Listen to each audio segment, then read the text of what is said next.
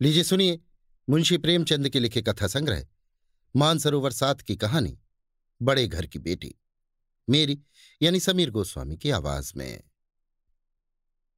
बैनी माधव सिंह गौरीपुर गांव के जमींदार और नंबरदार थे। उनके पितामह किसी समय बड़े धन धान्य संपन्न थे। गांव का पक्का तालाब और मंदिर, जिनकी अब मरम्मत भी मुश्किल थी, उनके कीर्ति स्तंभ थे। कहते हैं इस दरवाजे पर हाथी झूमता था। अब उसकी जगह एक बूढ़ी भैंस थी, जिसके शरीर में अस्थि पंजर के सिवा और कुछ शेष न रहा था, पर दूध शायद बहुत देती थी, क्योंकि एक न एक आदमी हांडी लिए उसके सिर पर सवार ही रहता था। बैनी माधव सिंह अपनी आधी से अधिक संपत्ति वकीलों को भेंट कर चुके थे। उनकी वर्तमान आय 1000 रुपये वार्षिक से अधिक न थी। ठाकुर साहब के 2 बेटे थे। बड़े का नाम श्रीकंठ सिंह था। उसने बहुत दिनों के परिश्रम और उद्योग के बाद बीए की डिग्री प्राप्त की थी। अब एक दफ्तर में नौकर था। छोटा लड़का लाल बिहारी सिंह दोहरे बदन का सजीला जवान था। भरा हुआ मुखड़ा, चौड़ी छाती, भैंस का 2 सेर ताजा दूध वो उठकर सवेरे पी जाता था। श्रीकंठ सिंह की दशा बिल्कुल विपरीत थी। इन नेत्रप्रिय गुणों को उन्होंने बीए इन्हीं 2 अक्षरों पर न्यौछावर कर दिया था। इन 2 अक्षरों ने उनके शरीर को निर्बल और चेहरे को कांतिहीन बना दिया था। इसी से वैद्यक ग्रंथों पर उनका विशेष प्रेम था। आयुर्वेदिक औषधियों पर उनका अधिक विश्वास था। शाम सवेरे उनके कमरे से प्रायः खरल की सुरीली कर्ण मधुर ध्वनि सुनाई दिया करती थी। लाहौर और कलकत्ते के वैद्यों से बड़ी लिखा पढ़ी रहती थी। श्रीकंठ इस अंग्रेजी डिग्री के अधिपति होने पर भी अंग्रेजी सामाजिक प्रथाओं के विशेष प्रेमी न थे, बल्कि वो बहुधा बड़े जोर से उनकी निंदा और तिरस्कार किया करते थे। इसी से गांव में उनका बड़ा सम्मान था। दशहरे के दिनों में वो बड़े उत्साह से रामलीला में सम्मिलित होते और स्वयं किसी न किसी पात्र का पार्ट लेते थे। गौरीपुर में रामलीला के वही जन्मदाता थे। प्राचीन हिंदू सभ्यता का गुणगान उनकी धार्मिकता का प्रधान अंग था। सम्मिलित कुटुंब के तो वो एकमात्र उपासक थे। आजकल स्त्रियों को कुटुंब में मिलजुल कर रहने की जो अरुचि होती है, उसे वो जाति और देश दोनों के लिए हानिकारक समझते थे। यही कारण था कि गांव की ललनाएं उनकी निंदक थीं। कोई कोई तो उन्हें अपना शत्रु समझने में भी संकोच न करती थीं। स्वयं उनकी पत्नी को ही इस विषय में उनसे विरोध था। ये इसलिए नहीं कि उसे अपने सास ससुर, देवर या जेठ आदि से घृणा थी, बल्कि उसका विचार था कि यदि बहुत कुछ सहने और तरह देने पर भी परिवार के साथ निर्वाह न हो सके, तो आए दिन की कलह से जीवन को नष्ट करने की अपेक्षा यही उत्तम है कि अपनी खिचड़ी अलग पकाई जाए। आनंदी एक बड़े उच्च कुल की लड़की थी। उसके बाप एक छोटी सी रियासत के ताल्लुकेदार थे। विशाल भवन, एक हाथी, 3 कुत्ते, बाज, बहरी शिकरे, झाड़ फानूस, ऑनरेरी मजिस्ट्रेटी और ऋण, जो एक प्रतिष्ठित ताल्लुकेदार के भोग्य पदार्थ हैं, सभी यहां विद्यमान थे। नाम था भूप सिंह। बड़े उदारचित्त और प्रतिभाशाली पुरुष थे, पर दुर्भाग्य से लड़का एक भी न था। 7 लड़कियां हुईं और देवयोग से सब की सब जीवित रहीं। पहली उमंग में तो उन्होंने 3 ब्याह दिल खोलकर किए, पर 15-20 हजार रुपयों का कर्ज सिर पर हो गया तो आंखें खुली, हाथ समेट लिया। आनंदी चौथी लड़की थी। वो अपनी सब बहनों से अधिक रूपवती और गुणवती थी। इससे ठाकुर भूप सिंह उसे बहुत प्यार करते थे। सुंदर संतान को कदाचित उसके माता पिता भी अधिक चाहते हैं। ठाकुर साहब बड़े धर्म संकट में थे कि इसका विवाह कहाँ करें। ना तो यही चाहते थे कि ऋण का बोझ बढ़े, और न यही स्वीकार था कि उसे अपने को भाग्यहीन समझना पड़े। एक दिन श्रीकंठ उनके पास किसी चंदे का रुपया मांगने आए। शायद नागरी प्रचार का चंदा था। भूप सिंह उनके स्वभाव पर रीझ गए और धूमधाम से श्रीकंठ का आनंदी के साथ ब्याह हो गया। आनंदी अपने नए घर में आई तो यहां का रंग ढंग कुछ और ही देखा। जिस टीम टाम की उसे बचपन से आदत पड़ी हुई थी, वो यहां नाम मात्र को भी न थी। हाथी घोड़ों का तो कहना ही क्या, कोई सजी हुई सुंदर बहली तक न थी।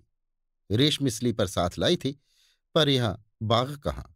मकान में खिड़कियां तक न थीं, न जमीन पर फर्श, न दीवार पर तस्वीरें।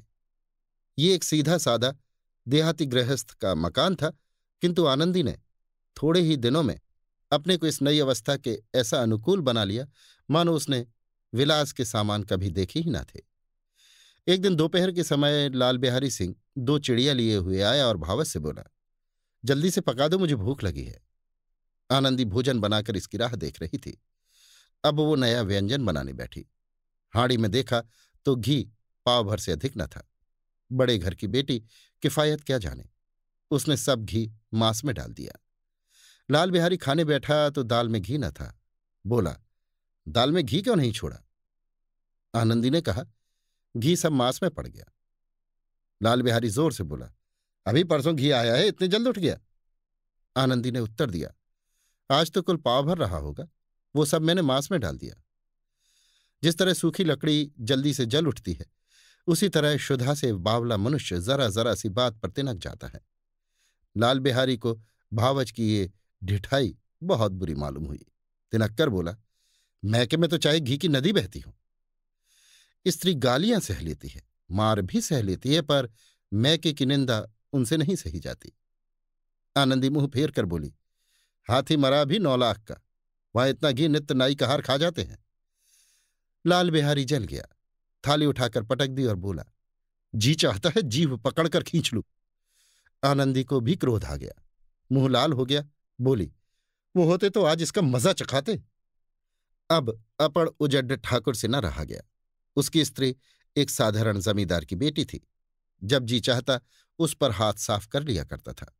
खड़ा उठाकर आनंदी की ओर जोर से फेंकी और बोला, जिसके गुमान पर भूली हुई हो उसे भी देखूंगा और तुम्हें भी। आनंदी ने हाथ से खड़ाऊ रोकी, सिर बच गया, पर उंगली में बड़ी चोट आई। क्रोध के मारे हवा से हिलते हुए पत्ते की भांति कांपती हुई अपने कमरे में आकर खड़ी हो गई। स्त्री का बल और साहस, मान और मर्यादा पति तक है। उसे अपने पति के ही बल और पुरुषत्व का घमंड होता है। आनंदी खून का घूंट पीकर रह गई। श्रीकंठ सिंह शनिवार को घर आया करते थे। बृहस्पति को ये घटना हुई थी। 2 दिन तक आनंदी कोप भवन में रही, न कुछ खाया न पिया, उनकी बाट देखती रही। अंत में शनिवार को वो नियमानुकूल संध्या समय घर आए और बाहर बैठकर कुछ इधर उधर की बातें, कुछ देशकाल संबंधी समाचार तथा कुछ नए मुकदमों आदि की चर्चा करने लगे। ये वार्तालाप 10 बजे रात तक होता रहा। गांव के भद्र पुरुषों को इन बातों में ऐसा आनंद मिलता था कि खाने पीने की भी सुधि न रहती थी। श्रीकंठ को पिंड छुड़ाना मुश्किल हो जाता था। ये 2-3 घंटे आनंदी ने बड़े कष्ट से काटे। किसी तरह भोजन का समय आया। पंचायत उठी। एकांत हुआ तो लाल बिहारी ने कहा, भैया आप जरा भाभी को समझा दीजिएगा कि मुंह संभाल कर बातचीत किया करें, नहीं तो एक दिन अनर्थ हो जाएगा। बेनी माधव सिंह ने बेटे की ओर साक्षी दी, हाँ बहू बेटियों का ये स्वभाव अच्छा नहीं कि मर्दों के मुंह लगें। लाल बिहारी, वो बड़े घर की बेटी है तो हम भी कोई कुर्मी का हार नहीं है। श्रीकंठ ने चिंतित स्वर से पूछा, आखिर बात क्या हुई? लाल बिहारी ने कहा, कुछ भी नहीं, यहीं आप ही उलझ पड़ी। महके के सामने हम लोगों को कुछ समझती ही नहीं। श्रीकंठ खा पी कर आनंदी के पास गए। वो भरी बैठी थी। ये हजरत भी कुछ तीखे थे। आनंदी ने पूछा, चित्त तो प्रसन्न है? श्रीकंठ बोले, बहुत प्रसन्न है, पर तुमने आजकल घर में ये क्या उपद्रव मचा रखा है? आनंदी की तेवरियों पर बल पड़ गए। झुंझलाहट के मारे बदन में ज्वाला सी दहक उठी। बोली, जिसने तुमसे ये आग लगाई है उसे पाऊं तो मुंह झुलस दूं। श्रीकंठ, इतनी गर्म क्यों होती हो? बात तो कहो। आनंदी, क्या कहूं, ये मेरे भाग्य का फेर है। नहीं तो गंवार छोकरा जिसको चपरासगिरी करने का भी शऊर नहीं, मुझे खड़ाओं से मारकर यो ना करता। श्रीकंठ, सब हाल साफ साफ कहो तो मालूम हो, मुझे तो कुछ पता नहीं। आनंदी, परसों तुम्हारे लाडले भाई ने मुझसे मांस पकाने को कहा। घी हांडी में पाव भर से अधिक न था, वो सब मैंने मांस में डाल दिया। जब खाने बैठा तो कहने लगा, दाल में घी क्यों नहीं है? बस इसी पर मेरे मैके को बुरा भला कहने लगा। मुझसे न रहा गया।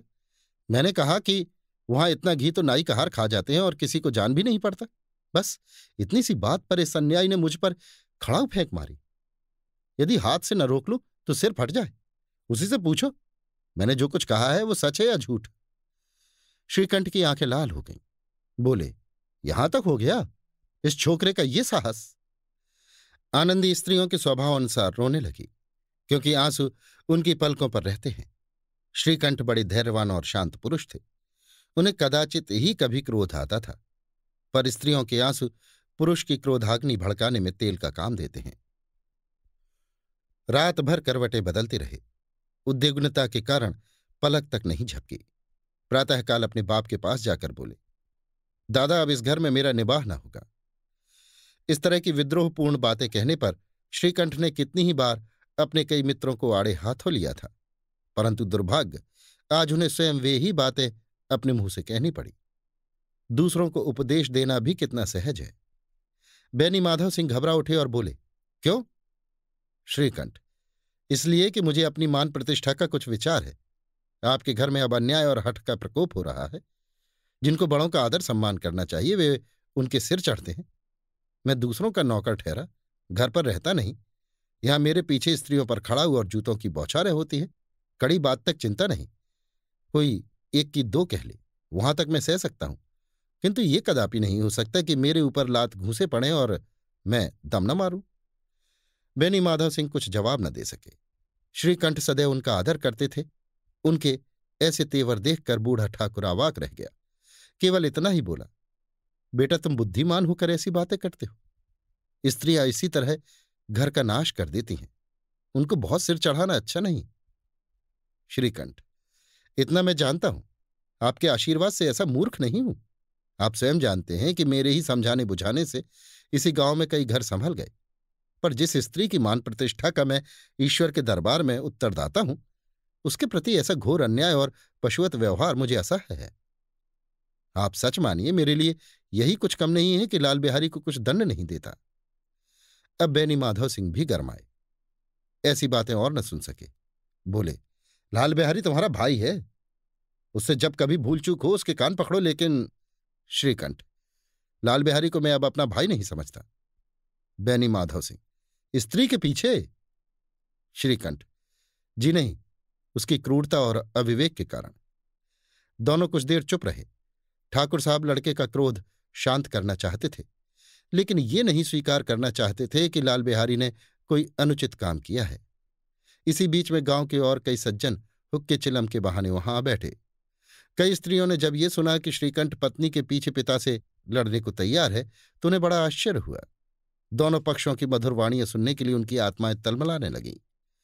गांव में कुछ ऐसे कुटिल मनुष्य भी थे जो इस कुल की नीतिपूर्ण गति पर मन ही मन जलते थे। वे कहा करते थे, श्रीकंठ अपने बाप से दबता है इसलिए वो दब्बू है, उसने विद्या पढ़ी इसलिए वो किताबों का कीड़ा है। बैनी माधव सिंह उसकी सलाह के बिना कोई काम नहीं करते, ये उनकी मूर्खता है। इन महान भावों की शुभकामनाएं आज पूरी होती दिखाई दी। कोई हुक्का पीने के बहाने और कोई लगान की रसीद दिखाने आकर बैठ गया। बैनी माधव सिंह पुराने आदमी थे, इन भावों को ताड़ गए। उन्होंने निश्चय किया, चाहे कुछ ही क्यों ना हो, इन द्रोहियों को ताली बजाने का अवसर न दूंगा। तुरंत कोमल शब्दों में बोले, बेटा, मैं तुमसे बाहर नहीं हूं, तुम्हारा जो जी चाहे करो। अब तो लड़के से अपराध हो गया। इलाहाबाद के अनुभव रहित झल्लाया हुआ ग्रेजुएट इस बात को न समझ सका। उसे डिबेटिंग क्लब में अपनी बात पर अड़ने की आदत थी। इन हथकंडों की उसे क्या खबर। बाप ने जिस मतलब से बात पलटी थी वो उसकी समझ में न आया। बोला, लाल बिहारी के साथ अब इस घर में नहीं रह सकता। बैनी माधव, बेटा, बुद्धिमान लोग मूर्खों की बात पर ध्यान नहीं देते। वो बेसमझ लड़का है, उससे जो कुछ भूल हुई उसे तुम बड़े होकर क्षमा करो। श्रीकंठ, उसकी इस दुष्टता को मैं कदापि नहीं सह सकता। या तो वही घर में रहेगा या मैं ही। आपको यदि वो अधिक प्यारा है तो मुझे विदा कीजिए, मैं अपना भार आप संभाल लूंगा। यदि मुझे रखना चाहते हैं तो उससे कहिए जहां चाहे चला जाए। बस ये मेरा अंतिम निश्चय है। लाल बिहारी सिंह दरवाजे की चौखट पर चुपचाप खड़ा बड़े भाई की बातें सुन रहा था। वो उनका बहुत आदर करता था। उसे कभी इतना साहस न हुआ था कि श्रीकंठ के सामने चारपाई पर बैठ जाए, हुक्का पी ले या पान खा ले। बाप का भी वो इतना मान न करता था। श्रीकंठ का भी उस पर हार्दिक स्नेह था। अपने होश में उन्होंने कभी उसे घुड़का तक न था। जब वो इलाहाबाद से आते तो उसके लिए कोई न कोई वस्तु अवश्य लाते। मुगदर की जोड़ी उन्होंने ही बनवा दी थी। पिछले साल जब उसने अपने से ड्योढ़े जवान को नागपंचमी के दिन दंगल में पछाड़ दिया तो उन्होंने पुलकित होकर अखाड़े में ही जाकर उसे गले से लगा लिया था। 5 रुपए के पैसे लुटाए थे। ऐसे भाई के मुंह से आज ऐसी हृदय विदारक बात सुनकर लाल बिहारी को बड़ी ग्लानि हुई। वो फूट फूट कर रोने लगा। इसमें संदेह नहीं कि अपने किए पर पछता रहा था। भाई के आने के एक दिन पहले से उसकी छाती धड़कती थी कि देखूं भैया क्या कहते हैं। मैं उनके सम्मुख कैसे जाऊंगा, उनसे कैसे बोलूंगा, मेरी आंखें उनके सामने कैसे उठेंगी। उसने उन्हें निर्दयता की मूर्ति बने हुए पाया। वो मूर्ख था, परंतु उसका मन कहता था कि भैया मेरे साथ अन्याय कर रहे हैं। यदि श्रीकंठ उसे अकेले में बुलाकर दो चार कड़ी बातें कह देते, इतना ही नहीं, दो चार तमाचे भी लगा देते तो कदाचित उसे इतना दुख न होता। पर भाई का ये कहना कि अब मैं इसकी सूरत नहीं देखना चाहता, लाल बिहारी से सहा न गया। वो रोता हुआ घर आया। कोठरी में जाकर कपड़े पहने आंखें पोंछी, जिसमें कोई ये न समझे कि रोता था। आनंदी के द्वार पर आकर बोला, भाभी, भैया ने निश्चय किया है कि वो मेरे साथ इस घर में न रहेंगे। अब वो मेरा मुंह नहीं देखना चाहते, इसलिए अब मैं जाता हूं।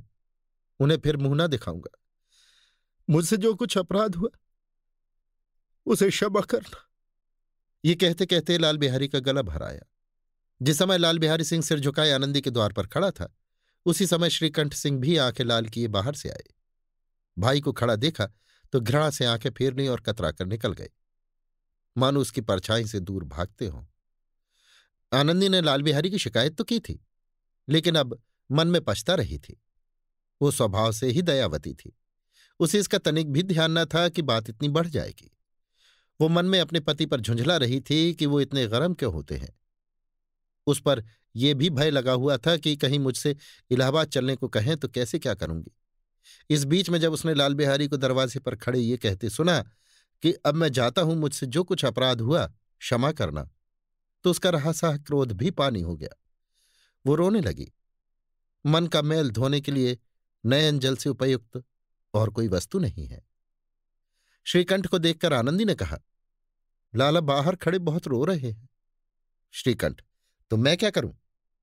आनंदी, भीतर बुला लो। मेरी जीभ में आग लगे, मैंने कहां से ये झगड़ा उठाया। श्रीकंठ, मैं ना बुलाऊंगा। आनंदी, पछताओगे? उन्हें बहुत गिलानी हो गई है, ऐसा ना हो कहीं चल दें। श्रीकंठ ना उठे। इतने में लाल बिहारी ने फिर कहा, भाभी, भैया से मेरा प्रणाम कह दो। वो मेरा मुंह नहीं देखना चाहते, इसलिए मैं भी अपना मुंह उन्हें न दिखाऊंगा। लाल बिहारी इतना कहकर लौट पड़ा और शीघ्रता से दरवाजे की ओर बढ़ा। अंत में आनंदी कमरे से निकली और उसका हाथ पकड़ लिया। लाल बिहारी ने पीछे फिरकर देखा और आंखों में आंसू भरे बोला, मुझे जाने दो। आनंदी, कहां जाते हो? लाल बिहारी, जहां कोई मेरा मुंह न देखे। आनंदी, मैं न जाने दूंगी। लाल बिहारी, मैं तुम लोगों के साथ रहने योग्य नहीं हूं। आनंदी, तुम्हें मेरी सौगंध अभी एक पग भी आगे न बढ़ना। लाल बिहारी, जब तक मुझे यह ना मालूम हो जाए कि भैया का मन मेरी तरफ से साफ हो गया, तब तक मैं इस घर में कदापि न रहूंगा। आनंदी, मैं ईश्वर को साक्षी देकर कहती हूं कि तुम्हारी ओर से मेरे मन में तनिक भी मैल नहीं है। अब श्रीकंठ का हृदय भी पिघला। उन्होंने बाहर आकर लाल बिहारी को गले लगा लिया। दोनों भाई खूब फूट फूट कर रोए। लाल बिहारी ने सिसकते हुए कहा, भैया, अब कभी मत कहना कि तुम्हारा मुंह न देखूंगा। इसके सिवा आप जो दंड देंगे मैं सहर्ष स्वीकार करूंगा। श्रीकंठ ने कांपते हुए स्वर से कहा, लल्लू, इन बातों को बिल्कुल भूल जाओ। ईश्वर चाहे कहा तो फिर ऐसा अवसर ना आवेगा। बैनी माधव सिंह बाहर से आ रहे थे। दोनों भाइयों को गले मिलते देख आनंद से पुलकित हो गए। बोल उठे, बड़े घर की बेटियां ऐसी ही होती हैं, बिगड़ता हुआ काम बना लेती हैं। गांव में जिसने ये वृत्तांत सुना, उसी ने इन शब्दों में आनंदी की उदारता को सराहा। बड़े घर की बेटियां ऐसी ही होती हैं। अभी आप सुन रहे थे मुंशी प्रेमचंद के लिखे कथा संग्रह मानसरोवर 7 की कहानी बड़े घर की बेटी, मेरी यानी समीर गोस्वामी की आवाज में।